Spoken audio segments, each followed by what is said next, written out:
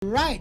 Di may pagkakaila na malaki talaga ang ambag ni Nora Aunor sa industriya ng sining, kaya naman siya ay kinilalang National Artist for Film and Broadcast. Kaya naman isang pagpupugay ang gaganapin para kay Ate Guy sa Iriga City sa darating na May 20 at May 21, kung saan kasabay din ng selebrasyon ang kanyang kaarawan sa May 21. Ang event na ito ay tatawaging Nora Aunor Day, pagpupugay kay Ate Guy. O diba? Itinalaga talaga or binigay ng Iriga City Government Sa Bicol. o sa Bicol ang araw na May 21 para gawing Nora Aunor Day. O, kasi May taga doon 20 siya. to May 20 to 21 to 22. 21. Kasi Oo, di ba proud sila na may isang Ate Guy Yes. na nanggaling sa kanila, Correct. na naging superstar. Yung May 21, doon ako nagkakamali, mismo ang birthday ni Ate Guy, di ba? May 21, oo. Nakatakdang pumunta doon si Ian De Leon at syempre, hindi ko lang alam kung kompleto sila magkakapatid ha.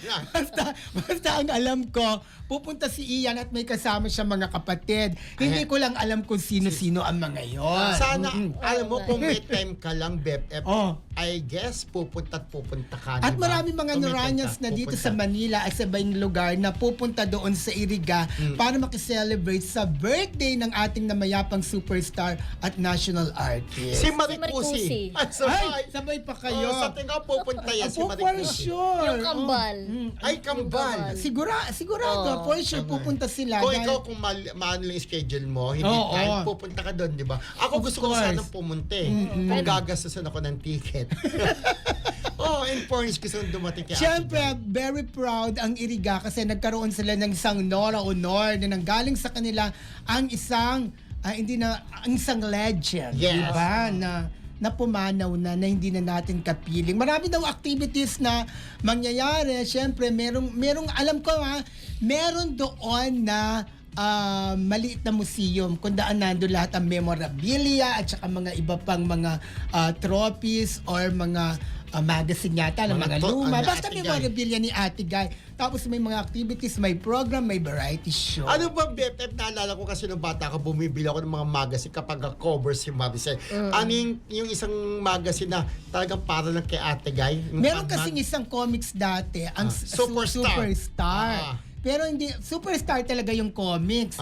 Pero nung sumikat si Ate Guy, siya na talaga ang ginawang cover. Wala nang lagi iba. na. Puro na lang si Ate Guy sa Pero Superstar comics. may Idol magazine. din niya ni Ate Carmen Dolala. Ay, of Ate course. Guy. Of course, nandiyan na rin si Marcelita ng UK. Ay, talagang nagising ang Paborito ating rin niya Mars. si Ate Guy. Oh, Yes, Of nandiyan din course. si Annalyn Anapemuelo, si Marina Corazon, and of course, ang ating kaibigan, si Tapet Roque, Prince Caleb, Wendy Agustin, Sweet Rose Ancheta, at Remy Nide, hello.